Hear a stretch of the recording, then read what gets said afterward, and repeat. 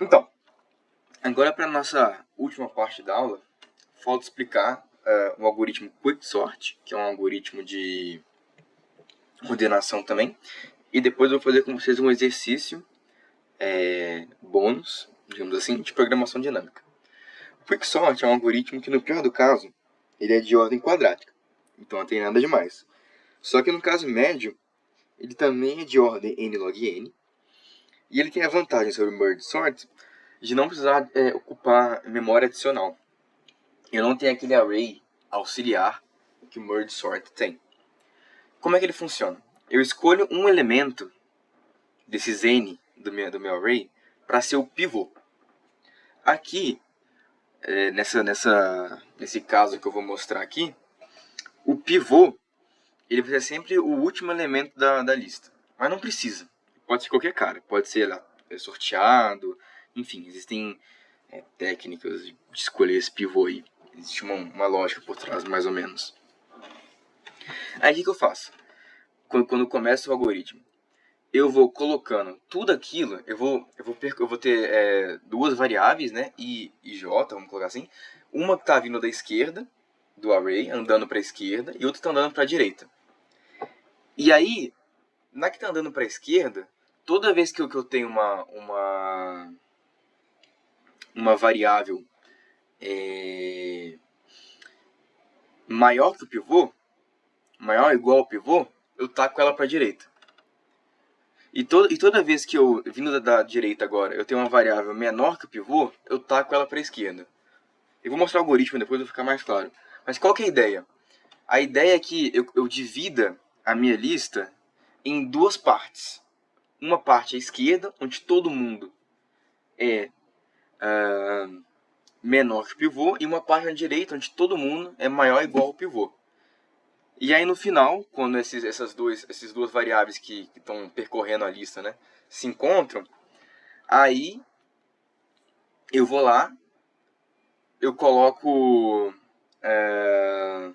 o último cara que eu estou precisando colocar, que é maior que o pivô, para a direita, e boto o pivô no meio, vamos colocar assim. Não no meio exatamente, né? Mas numa posição em que eu vou estar tudo antes dele é menor que ele, e tudo depois dele é maior ou igual a ele. Essa que é a ideia. E aí depois eu vou chamar de novo o Quicksort com essa primeira parte que é menor que o pivô, e depois com essa parte que é maior ou igual ao pivô. Mais importante, eu não mexo no pivô. O pivô, ele já, assim que o algoritmo, o pivô ele sempre ele acaba e já está no lugar certo. Então eu não preciso chamar o Quicksort de novo com ele. Aqui a gente tem um exemplozinho de uma lista simples aqui, 4, 2, 7, 1. Eu tomo o pivô como sendo o número 1. E aí, o que acontece é que eu vou jogar tudo aquilo que é menor que o pivô para a esquerda, e tudo aquilo que é maior que o pivô eu deixo para a direita. Só que no caso, não tem, o 1 já é o menor número da sequência, né? Então não tem nada menor que o pivô. Então no final do algoritmo já vou colocar o pivô no lugar certo dele. Então aqui eu já vou colocar aqui em primeiro lugar. E eu vou chamar o Quicksort nessa segunda metade aqui. Se tivessem coisas para a esquerda do pivô, eu também ia chamar Quicksort com essa parte que está para a esquerda dele. Só que eu não tenho, né? Então eu não... Eu até chamo, mas não vai estar acontecendo nada, que eu vou estar chamando num array vazio, né? Então nada acontece. O caso base é quando... enfim, é o caso base, né? Quando você tem um array vazio ou um array unitário, é o caso base da recursão, então nada acontece. Aí, agora então eu vou estar aplicando o Quicksort nesse subarray aqui, 2, 7, 4. Lembrando, o 1 já está na posição dele. O que eu vou fazer? O pivô agora é 4. Tudo que é menor que o pivô, eu deixo à esquerda. Tudo que é maior que o pivô, eu jogo para a direita. Então, depois de fazer isso daqui, eu vou ter esse cara aqui. 2, 4, 7. E aí, novamente, eu vou chamar o Quicksort com essa metade para cá, e com esse cara aqui. E com esse cara aqui, esse 7 aqui. Só que nesse caso também já é o caso base, né? É o tamanho, enfim, São sub-arrays de um elemento só. E acabou o algoritmo. Já tá ordenado. Porque essas mudanças que eu estou fazendo aqui são no próprio array original. Eu não estou alocando nenhuma memória. Então, uma vez que esse processo termina, as coisas vão só retornando. E no final eu já vou ter o meu array ordenado. Vamos pegar aqui um exercício, uma implementação, que deve ficar um pouco mais claro. Cadê? Aqui. O exercício é esse daqui, ó. P1 de 2023, questão 2. Ele apresenta uma versão do algoritmo Quicksort que está incorreta. Mas antes de apresentar a incorreta, eu vou apresentar... Aqui, já deu spoiler, né? Onde está o erro. Mas antes de apresentar essa versão incorreta e explicar o que está acontecendo, eu vou mostrar aqui a versão correta do Quicksort e a gente vai entendendo. O caso base... bom, X é um array, né? E o início e o fim são inclusivo, início inclusivo, fim inclusivo. É onde a gente vai brincar, né? Onde é o sub-array que a gente está olhando no momento. É o que começa no início e termina no fim. O caso base é quando início é igual ao fim. Que é o caso lá do array...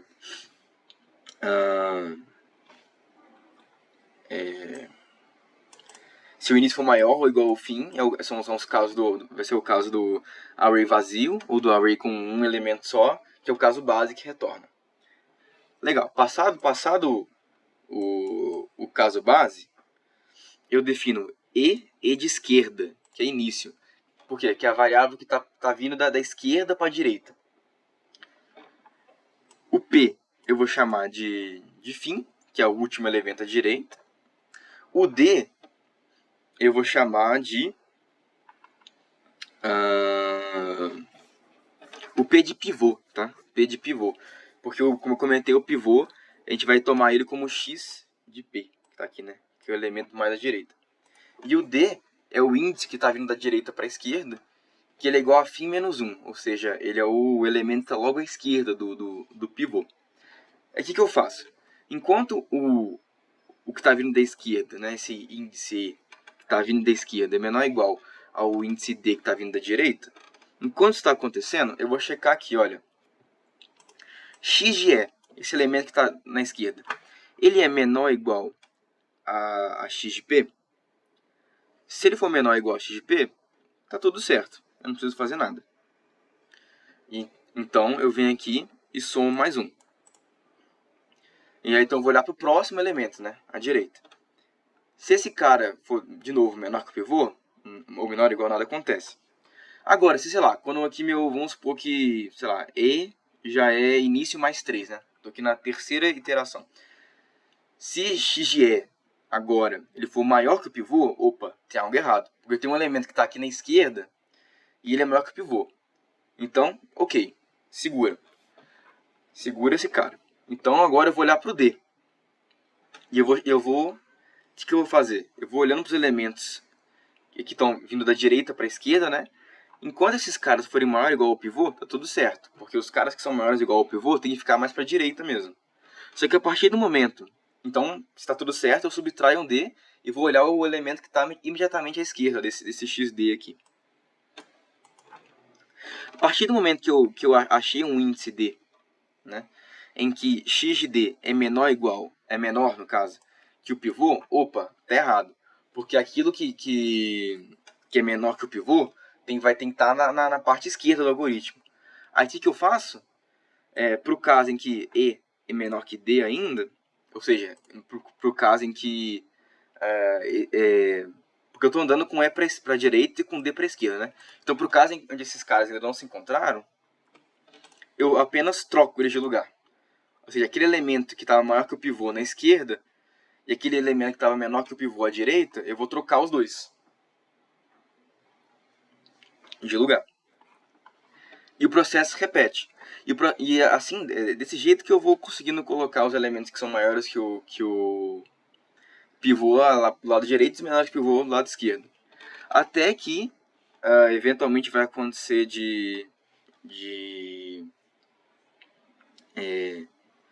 essa condição aqui não vai ser atendida, né? Ou seja, D vai ser maior, E vai ser maior ou igual a D.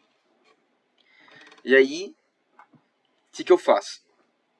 Eu vou colocar esse x de E, que é esse último elemento que está vindo da esquerda, que é maior que o pivô, eu vou colocar ele lá no final, que era o lugar onde o pivô estava antes.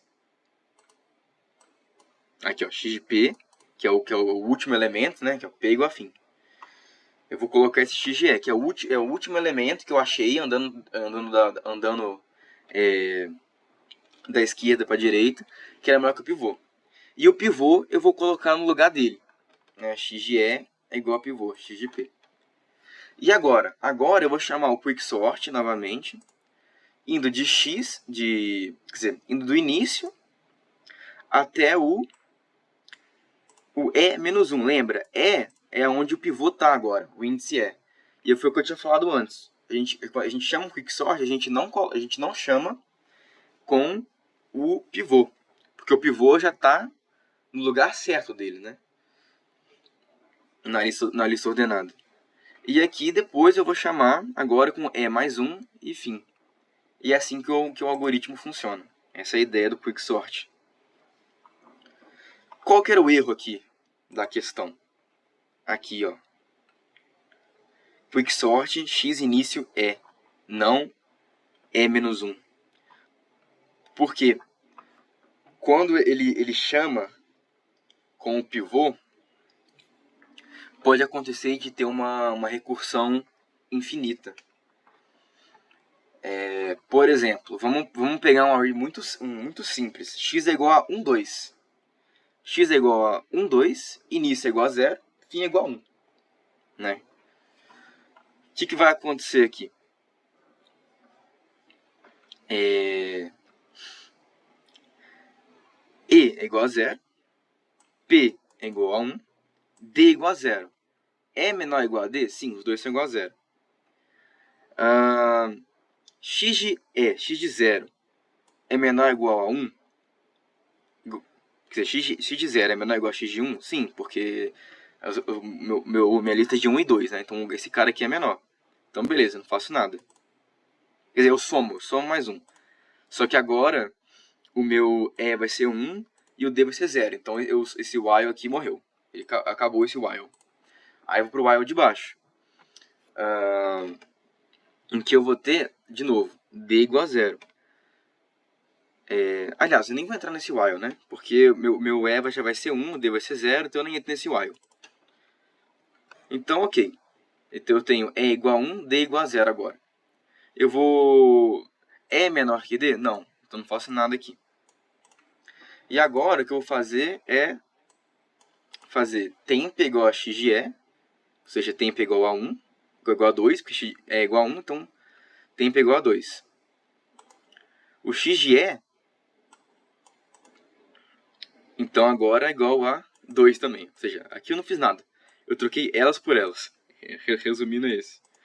Eu não fiz nada. Porque E e P são iguais, né? Então, os dois são 1. Então eu não fiz nada. Só que agora que está o problema.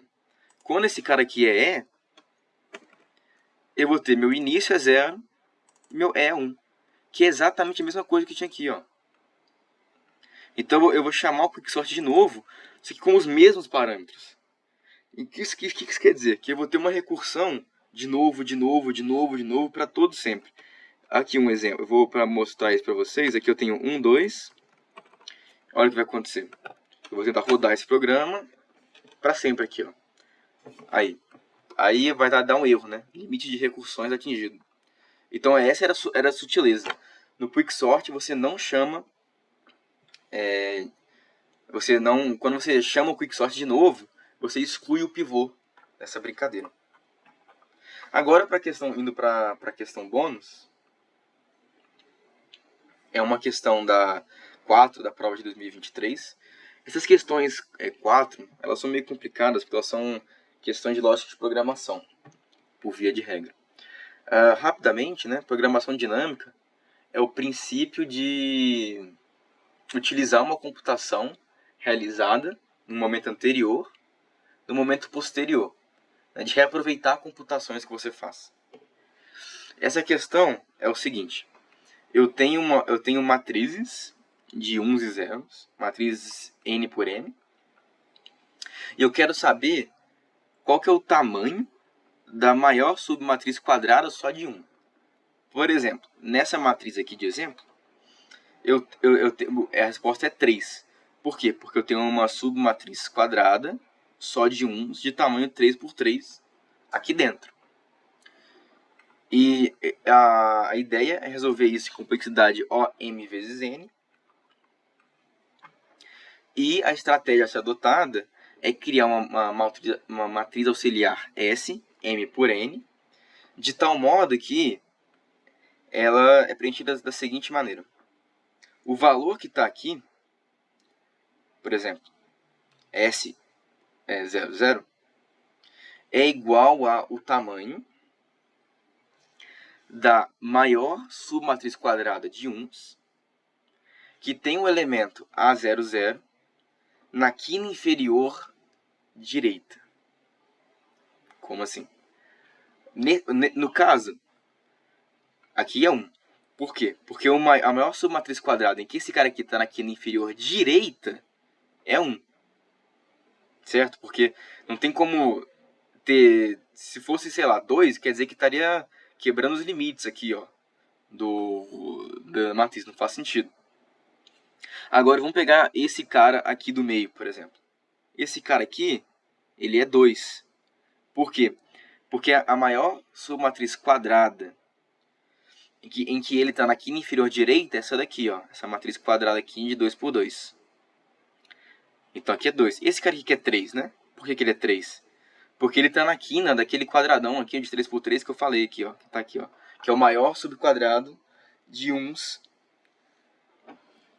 dessa matriz. Então essa aqui é a ideia. E aí, que você tem que... Qual que é a dica que ele dá? Você consegue obter o valor de SJ apenas a partir dos valores de SJ menos 1, SI menos 1, né? E esse cara aqui, ó, na esquerda. Ou seja, o cara que está na esquerda, o cara que está em cima, o cara que está aqui na diagonal. E, naturalmente, o próprio valor de AIJ. Como que é isso? Vamos tentar entender. Para o caso em que AIJ é igual a 0, SJ é igual a 0. Isso é um pouco óbvio, né? Porque se meu elemento é igual a 0, ele não pode pertencer a nenhuma submatriz só de uns. Porque ele pertence a submatriz só de uns, ele é 0, então ele não pode, isso é trivial. Então, matou. Se o elemento for 0, eu boto um 0 aqui. Pode observar, onde eu tenho 0 aqui, eu tenho 0 aqui. 0 aqui, 0 aqui, 0 aqui, 0 aqui. Enfim. Agora começa a ficar interessante. Vamos olhar aqui para cima também. A primeira linha aqui, ó. A primeira linha vai ser igual das duas. Por quê? Se aqui na primeira linha eu tenho um 0, como eu falei, 0 vai ser 0. Mas se eu tenho 1, como eu estou aqui em cima, qualquer valor diferente de 1 ia implicar que eu tenho uma matriz aqui quadrada que está quebrando os limites dessa minha matriz, né? E aí não pode. E o mesmo vale para essa coluna aqui da esquerda, ó. O que é 0 é 0. E quando eu tenho 1, eu boto 1 também. Porque se eu tivesse vamos supor que aqui eu falo que é 2, estou dizendo que tem uma matriz aqui, ó, quadrada, que vai para fora. 2 por 2 vai para fora. Então não pode ser. Isso não pode ser. Então, primeira coisa. Vou colocar a primeira linha da matriz S como sendo igual à linha da matriz A.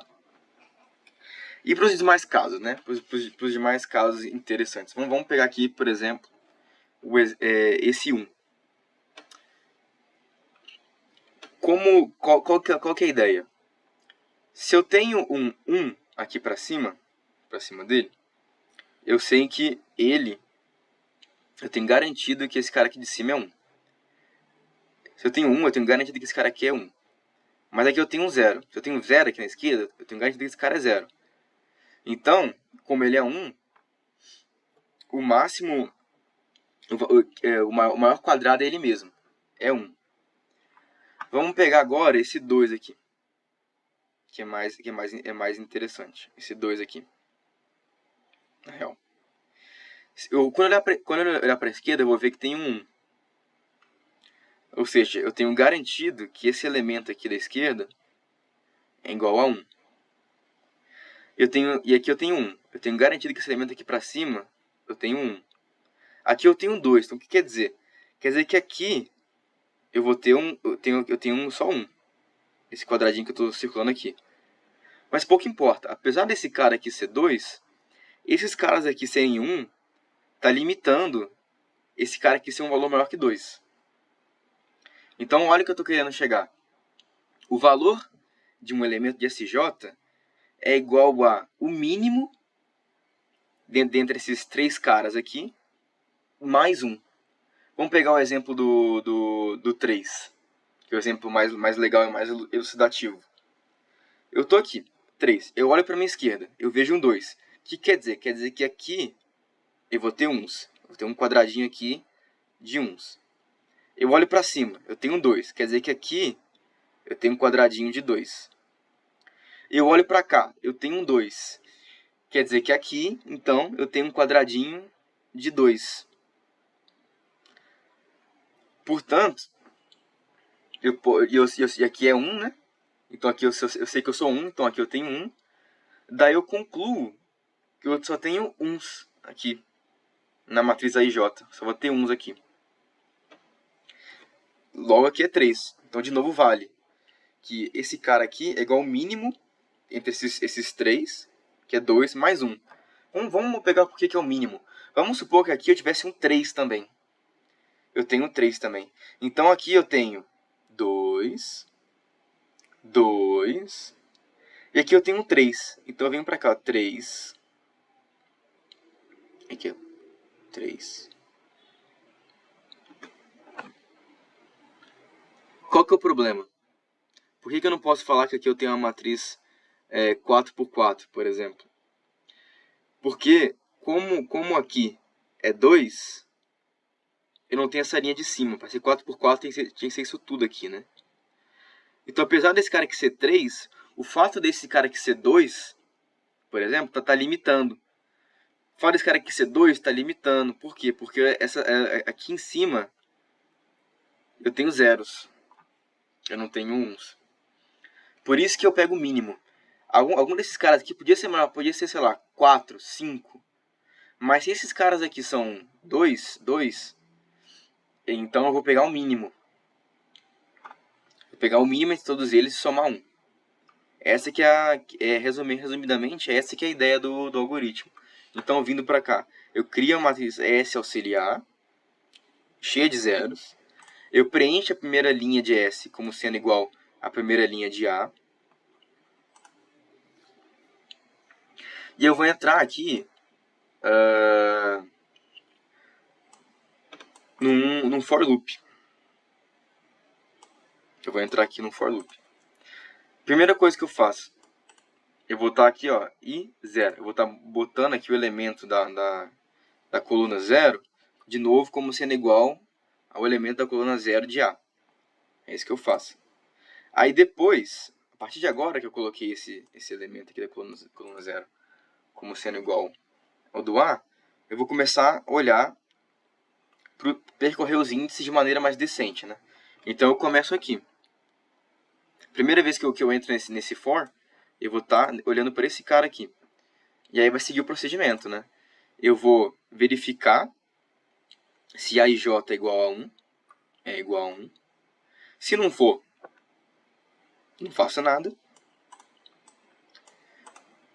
Se não for, não faço nada. Se for, eu vou pegar o mínimo entre esses 3 caras daqui e vou somar 1 com eles. E esse é o valor correto de AIJ. E aí, no caso, né, também tem esse max size aqui, que essencialmente eu vou ficar, toda vez que eu atualizo o SJ, eu vou ver se o valor se o SJ é maior que o max size anterior. Então aqui na primeira linha, né, eu tenho uns. Então o max size vai ser uns. A partir do momento que eu achar um 2 aqui, o max size vai virar 2. Porque no caso vai ser SJ específico, tem valor de 2 que é maior que o max size. Enfim, como que eu cheguei nisso, né? Como que eu cheguei nessa solução? Bom, primeiro que ele deu a dica aqui, né? Ele deu a dica. E segundo, percebendo, né, que quando eu tinha um 3 aqui, eu tinha o mínimo aqui entre esses caras era 2. Quando eu tinha um 2, o mínimo entre esses caras era 1. Quando eu tenho 1, o mínimo entre esses caras era 0. Realmente é uma sacada meio rápida, né? E aí é meio difícil de praticar essas questões, porque realmente cada problema é um problema, lógico, programação. É programação dinâmica, porque eu estou reaproveitando, eu reaproveito o valor que eu calculei para esses caras aqui, para poder determinar esse cara daqui. Então, a programação dinâmica é um conceito muito amplo, né? Uma técnica, por assim dizer, um conceito amplo, uma filosofia ampla. Então, a minha dica é para vocês não pratiquem, né? Mas não fiquem muito bitolados com a questão 4 também. Geralmente eles dão algum ponto se você conseguir resolver uma solução pior, né? Então talvez uma força bruta aqui. Resolver por força bruta. Deixariam, você ganharia um ponto, não ganharia 2. Bom, enfim.